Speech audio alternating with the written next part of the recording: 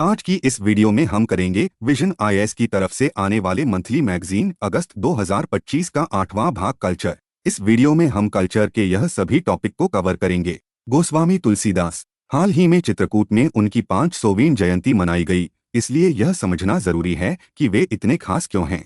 सबसे पहले तुलसीदास जी का जन्म उत्तर प्रदेश के बांदा जिले के राजापुर गाँव में हुआ था। उनका असली नाम था रामबोला दुबे।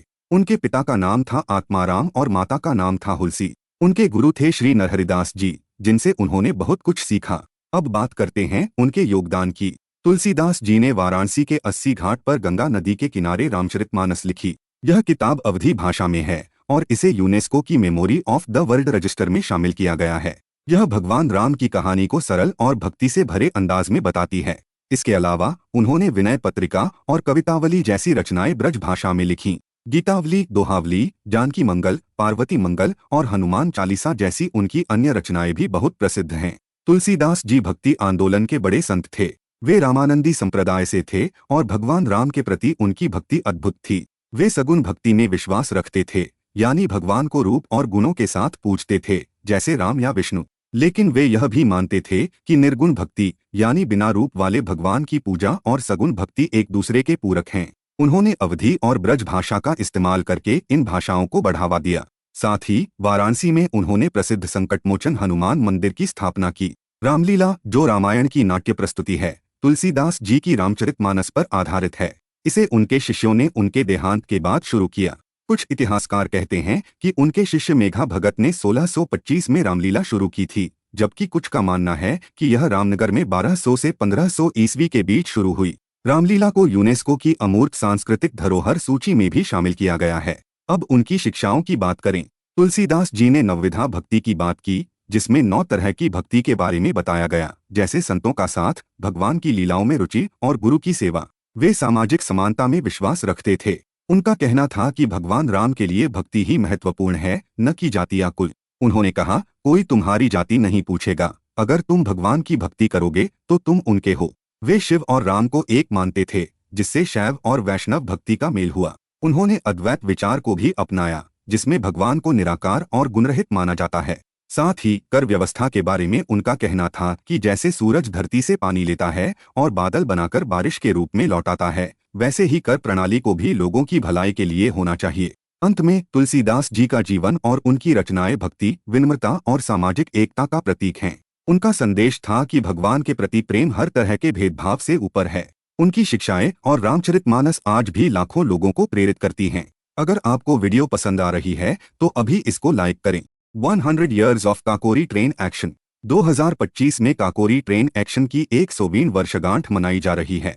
यह घटना 9 अगस्त 1925 को उत्तर प्रदेश के लखनऊ के पास काकोरी गांव में हुई थी। इसे हिंदुस्तान रिपब्लिकन एसोसिएशन के 10 क्रांतिकारियों ने अंजाम दिया था। उनका मकसद था ब्रिटिश सरकार की ट्रेन से खजाने के पैसे लूटना, जो शाहजहांपुर से लखनऊ जा रही थी। ये पैसे ब्रिटिश खजाने में जमा होने वाले थे। इस एक्शन के मुख्य नेता थे राम प्रसाद बिस्मिल, अशफाकुल्ला खान, चंद्रशेखर आजाद, ठाकुर रोशन सिंह और राजेंद्र लाहिरी। चंद्रशेखर आजाद बाद में भी क्रांतिकारी गतिविधियों में सक्रिय रहे और 1931 में इलाहाबाद के अल्फ्रेड पार्क में पुलिस मुठभेड़ में शहीद हुए। क्या हुआ था उस दिन? क्रांतिकारियों ने 8 डाउन ट्रेन को काकोरी स्टेशन के पास रोका। राजेंद्र लाहिरी, जो पहले से ट्रेन में थे, ने इमरजेंसी चेन खींची। फिर बाकी क्रांतिकारियों ने गार्ड को काबू किया और खजाने के बैग लूट लिए, जिनमें करीब 4600 रुपए थे। उनका मानना था कि यह पैसा भारतीयों का है, जिसे ब्रिटिश सरकार ने कर के रूप में लिया था। इसके बाद क्या हुआ? ब्रिटिश सरकार बहुत गुस्सा हुई और उन्होंने तुरंत बड़ी तलाशी शुरू की। 1 महीने में 40 से ज्यादा लोगों को गिरफ्तार किया गया, जिनमें HRA के 28 सक्रिय सदस्य थे। काकोरी षड्यंत्र केस में इन पर लूट, साजिश, हत्या और ब्रिटिश राज के खिलाफ युद्ध छेड़ने जैसे आरोप लगाए गए। राम प्रसाद बिस्मिल, अशफाकुल्ला खान, राजेंद्र लाहिरी और ठाकुर रोशन सिंह को फांसी की सजा दी गई। बिस्मिल को गोरखपुर जेल, अशफाकुल्ला को फैजाबाद, लाहिरी को गोंडा और रोशन सिंह को नैनी जेल में 1927 में फांसी दी गई। क्रांतिकारियों ने जेल में भी हार नहीं मानी। उन्होंने भूख हड़ताल की और राजनीतिक कैदी का दर्जा मांगा। उनकी बहादुरी ने पूरे देश को हिला दिया। इस घटना का स्वतंत्रता संग्राम पर क्या असर हुआ? काकोरी एक्शन ने भगत सिंह, सुखदेव और राजगुरु जैसे नए क्रांतिकारियों को प्रेरित किया। इसने हिंदू मुस्लिम एकता को दिखाया, क्योंकि बिस्मिल और अशफाकुल्ला ने मिलकर यह काम किया। इस केस की सुनवाई ने ब्रिटिश अत्याचारों को उजागर किया और लोगों में आज़ादी की भावना को और मजबूत किया। इसने यह भी दिखाया कि स्वतंत्रता के लिए सिर्फ अहिंसक रास्ता ही नहीं बल्कि सीधे एक्शन की भी जरूरत है। HRA के बारे में जानें।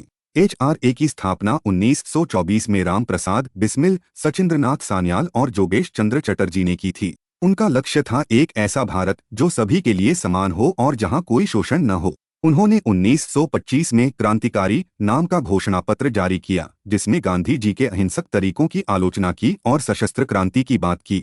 1928 में HRA का नाम बदलकर हिंदुस्तान सोशलिस्ट रिपब्लिकन एसोसिएशन हो गया। इसे चंद्रशेखर आजाद, भगत सिंह, सुखदेव और राजगुरु ने चलाया। इसने समाजवादी विचारों को अपनाया और स्वतंत्रता के लिए संघर्ष को और तेज किया। अंत में काकोरी ट्रेन एक्शन भारत के स्वतंत्रता संग्राम में एक बड़ा मोड़ था। इसने ब्रिटिश शासन को चुनौती दी और युवाओं में क्रांति की आग जलाई। राम प्रसाद बिस्मिल ने अपनी आत्मकथा में लिखा, मुझे विश्वास है कि मैं फिर जन्म लूंगा और दुनिया को पूरी तरह आजाद करूंगा। उनकी शहादत आज भी हमें प्रेरित करती है। हाल ही में 9 अगस्त 2025 को उत्तर प्रदेश के मुख्यमंत्री योगी आदित्यनाथ ने काकोरी रेलवे स्टेशन पर इसकी 100वीं वर्षगांठ मनाई। वहां एक म्यूजियम है जहां इस घटना से जुड़े दस्तावेज और खजाने के बक्से प्रदर्शित हैं। आप इस प्लेलिस्ट से इस महीने के मैगजीन की सभी वीडियो देख सकते हैं। Gallantry awards. हाल ही में 79वें स्वतंत्रता दिवस की पूर्व संध्या पर राष्ट्रपति ने 127 वीरता पुरस्कार और 40 विशिष्ट सेवा पुरस्कार मंजूर किए। वीरता पुरस्कार क्या हैं? ये पुरस्कार उन लोगों को दिए जाते हैं जो युद्ध के समय या शांति के समय असाधारण बहादुरी, बलिदान या साहस दिखाते हैं। ये हमारे सैनिकों, पुलिसकर्मियों और कभी कभी आम नागरिकों को भी मिलते हैं जो देश की रक्षा के लिए जान जोखिम में डालते हैं। कौन देता है ये पुरस्कार? राष्ट्रपति, जो भारतीय सशस्त्र बलों के सर्वोच्च कमांडर हैं, ये पुरस्कार प्रदान करते हैं। रक्षा मंत्रालय हर साल 2 बार सशस्त्र बलों और गृह मंत्रालय से सिफारिशें मांगता है। ये पुरस्कार गणतंत्र दिवस और स्वतंत्रता दिवस पर घोषित किए जाते हैं। इन पुरस्कारों का इतिहास। परमवीर चक्र, महावीर चक्र और वीर चक्र।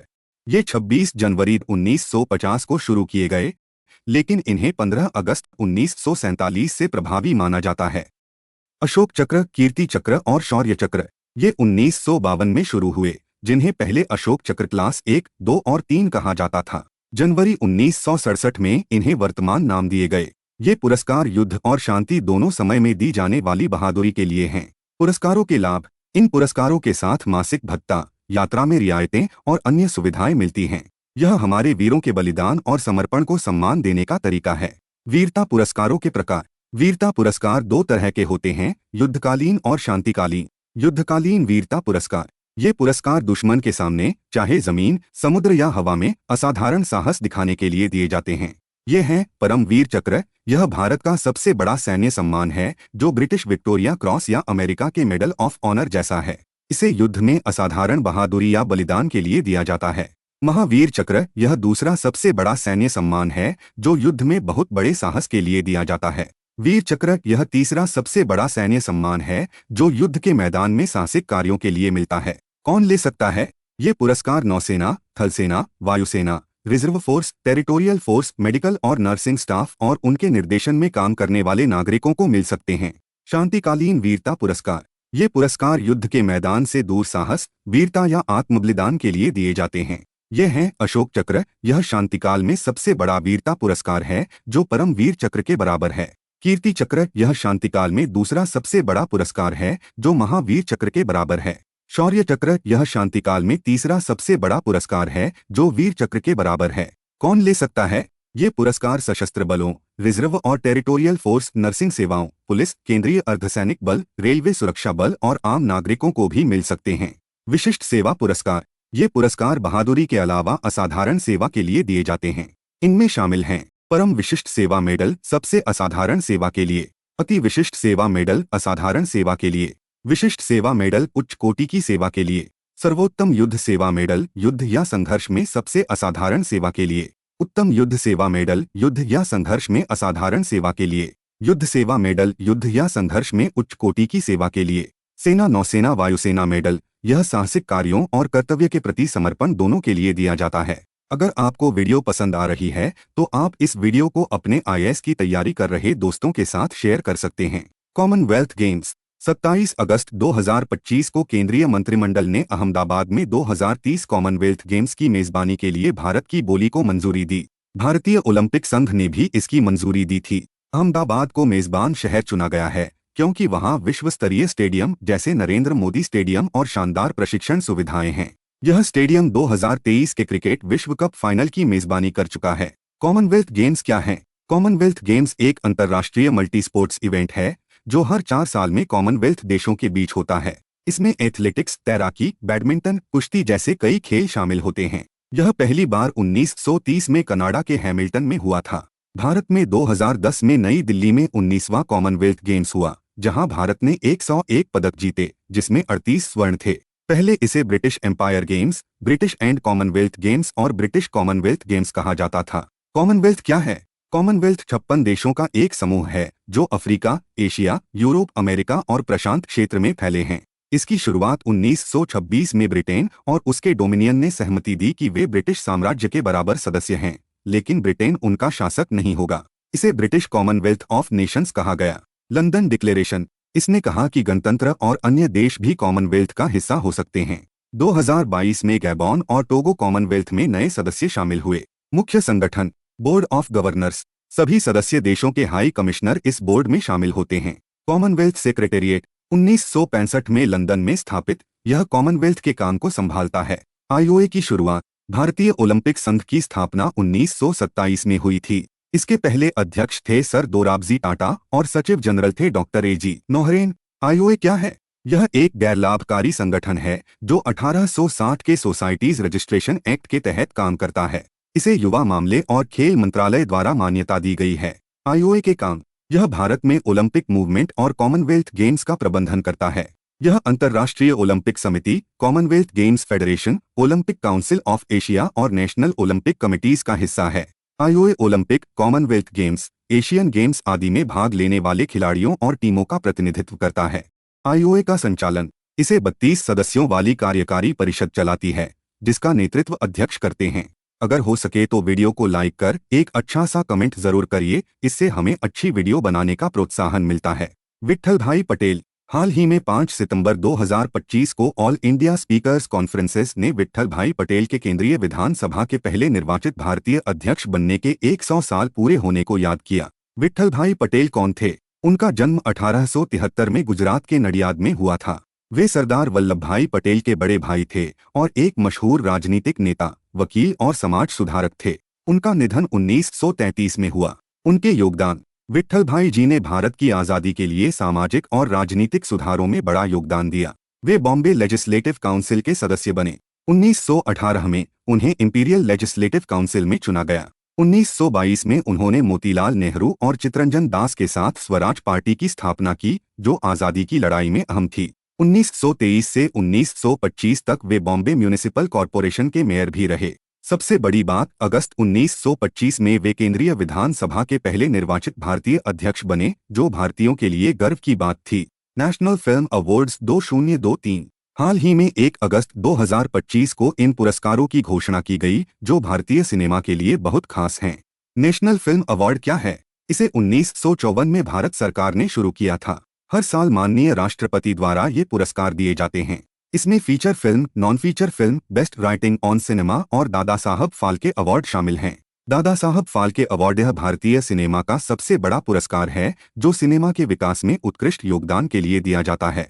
इसे 1969 में शुरू किया गया था दादा साहब फाल्के के सम्मान में, जिन्होंने 1913 में भारत की पहली फुल लेंथ फिल्म राजा हरिश्चंद्र बनाई थी।